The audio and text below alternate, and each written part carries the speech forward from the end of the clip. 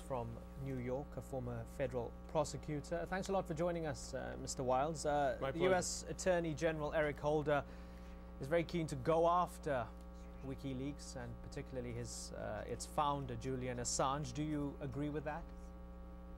Absolutely, I do agree with this. This is no doubt uncharted waters, but this man, by direct action, has put Foreign Service officers, confidential informants, and nations who would help us put this war on terrorism to rest at great risk.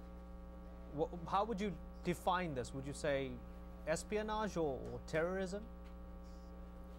You know, there are those that would define this as an act of terrorism. The question is ultimately, since espionage has not been prosecuted or seen through the United States Supreme Court for a generation, since the Pentagon Papers, we would have to see that jurisprudence is proved. Now, just understand what we have here is a major global challenge for lawyers and constitutional professors throughout the world to explore.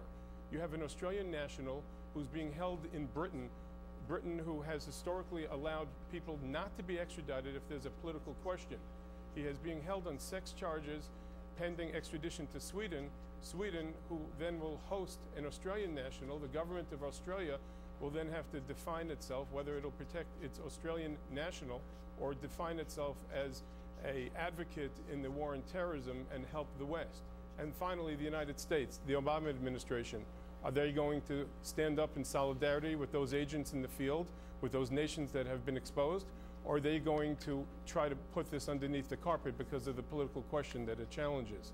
It's interesting that you say terrorism and the war on terror. There isn't a UN definition of terrorism, but looking at the US definition, under US law, the term terrorism means premeditated, politically motivated violence perpetrated against non-combatant targets by subnational groups or clandestine agents.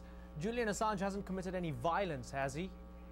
It's very difficult to believe the terrorism claim there. The question here, and the Obama administration's challenge, is to prove that he purposefully knew that he had delicate military information and then he disseminated it. He pages and posts himself as a person who was the benevolent recipient of intelligence information and who, like the New York Times, is just putting it out for general public Wikileaks consumption. is an outlet for leaking information, isn't it? The real whistleblower is the person giving the information to Wikileaks. I'm just as curious to know if the human fatalities and the civilian deaths are accurate, but I have to tell you something, as an American, as a person who wants to see the violence in the Middle East, particularly in Iraq and Afghanistan, subside, I would like to see that our agents, our foreign military, our political advisors are not in harm's way. There are Foreign Service agents and government officials that now have to be recalled. Do they not have the expectation of privacy? Are governments now, because of our need for global transparency, supposed to air their dirty laundry and show our methods and procedures? Will we put intelligence and law enforcement services at risk in order to protect what is tantamount to the First Amendment, which, mind you, is not a privilege that he can use to protect himself from the United States? Interesting that you mentioned the New York Times. That brings media into this. It brings us into it as well, those that are reporting on the leaks. Do we come under the radar as well? Because then that sets a really dangerous precedent, doesn't it? We're going to be targeted for reporting the news that the US government doesn't like. It sounds a lot like censorship, doesn't it?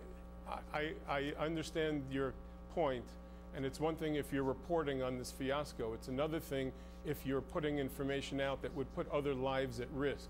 The truth is that all administrations for the last generation have been very cautious to prosecute media outlets. But if you're going to put information that will cause the death of individuals in the Middle East or on US soil, that is beyond the pale. And the truth is that the New York Times and any other outlet that would facilitate this information, knowing that the government is trying to protect citizens and lives, then that question is whether or not they have now breached their responsibility professionally as well. Ominous signs from the media perspective. Interesting discussion. I wish we had more time, but we don't. Thanks a lot for joining us, Michael Wiles. Pleasure hearing your thoughts. My pleasure as well.